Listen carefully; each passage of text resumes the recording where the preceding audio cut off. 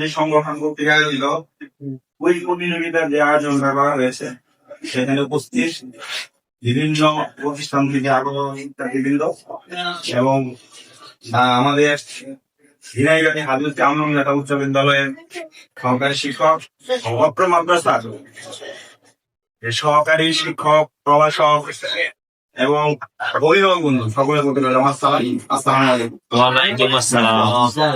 আলোচনার আরবি সংগঠন 2020 সালে প্রতিষ্ঠা লাভ করে এই সংগঠনটি বিগত 6 বছর অধিক সময় ধরে আমরা কাজ করে যাচ্ছি জেনে নিয়ে 7টা ইউনিয়ন সেটা বিভিন্ন ভাবে করে যাচ্ছে। যেমন তার মধ্যে অন্যতম কাজ হচ্ছে যে প্রতি বছর আমরা 7টা ইউনিয়নে বৃক্ষরোপণ বিতরণ করি এবং আনাচে কানাচে থেকে প্রত্যন্ত অঞ্চল থেকে রক্তদাতা এবং রক্তদাতা আমরা যেটা নিয়ে আমার যারা রক্ত প্রয়োজন হয় তাদেরকে আমার সহযোগিতা করি বিনামূল্যে। এই সংগঠন রক্ত বিভিন্ন আমরা মানুষকে স্বাবলম্বী করার চেষ্টা করি, যারা অসুস্থ বিভিন্ন ভাবে আর্থিক সহযোগিতা করি। এছাড়াও আমাদের আরেকটা ইভেন্ট আছে যে ঝিনাইগাতি উপজেলার 7টা ইউনিয়নে সন্তানদের সাফল্যে বাবাদেরকে সম্মাননা প্রদান করা হয়ে থাকে। যেমন যে দেখা গেছে যে একজন বাবা অনেক ত্যাগ দীক্ষা পরিশ্রম করে তার সন্তানকে ভালো একটা পর্যায়ে অবস্থান করা, কিন্তু মায়ের ক্ষেত্রে সরকারি ভাবে বিভিন্ন ভাবে প্রণোদনা দেওয়া হয় বা তাদেরকে সম্মানিত করা হয়। তাদেরকে বিভিন্ন ভাবে সম্মানিত করা হয়, যেমন জয়িতা মা, রক্ষা বাবা মা। বাবাদের ক্ষেত্রে কিন্তু এ ধরনের কোন সহযোগিতা বা এ ধরনের সম্মাননা কিন্তু নাই। বাবাদের সবসময় হাইডে থেকে যায়। আমার কথা আসলে আজকে অনুষ্ঠান নিয়ে ভালো বলার কথা, কিন্তু আমি সংগঠনের একটা কথা বলতে চাচ্ছি আর কি।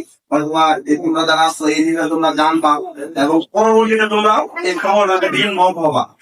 বিশেষ করে আমি বাংলাদেশের বিভিন্ন অঞ্চলে রক্তদানে কিন্তু হুজুর যারা ইসলামিক মাইন্ড এরাই কিন্তু বেশি আগে আছে। জি, বিভিন্ন জায়গায় আমি দেখতেছি যে আমাদের সংগঠনের 5 জন হাতে আছে যারা রক্তদানের সাথে লোক আছে এবং এই গ্রুপের আওয়াজ গ্রুপে আমার কথা হচ্ছে যে শুধু এই ফিজ প্রতিযোগিতায় নয়, আমাদের সংগঠনের যে মানবিক যে কাজগুলো আছে তার সাথে সবাই এই মত হবা, তারা এই সংগঠনের সাথে আমাদের কাজ করে যাওয়া। আর এই কুইজ প্রতিযোগিতা আয়োজন শুধু এবারই প্রথম না, আমরা ইতিপূর্বে কয়েকবার করছি, এর আগেও আমি বুঝছিল, এর আগে আমরা আরো প্রোগ্রাম করছি এখানে আপনারা বলছিল।